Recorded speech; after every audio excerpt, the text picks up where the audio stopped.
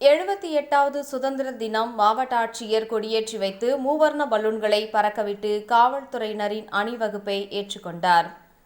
நாடு முழுவதும் இன்று 78வது சுதந்திர தினம் கோலாகலமாக கொண்டாடப்பட்டு வருகிறது. இதேபோல கோவை வ.உ.சி. மைதானத்தில் கோவை மாவட்ட ஆட்சியர் கிராந்திகுமார் பாடி தேசிய கொடியை ஏற்றி வைத்து மரியாதை செலுத்தினார். இதனைத் தொடர்ந்து சுதந்திர தின விழாவில் போலீசாரின் அணிவகுப்பு மரியாதையை மாவட்ட ஆட்சியர் ஏற்றுக்கொண்டார். இதனையடுத்து மூவர்ண பலூன்களை குழந்தைகளுடன் மாவட்ட ஆட்சியர் வானத்தில் பறக்கவிட்டார். தொடர்ந்து கோவை மாநகர மற்றும் மாவட்ட போலீசார் 83 பேருக்கு, அரசு அலுவலர்கள் 140 பேருக்கு மற்றும் சுதந்திர போராட்ட வீரர்களின் வாரிசுகள், மொழி போராட்ட தியாகிகள் என பலருக்கும் பாராட்டு சான்றிதழ் வழங்கி கௌரவிக்கப்பட்டது.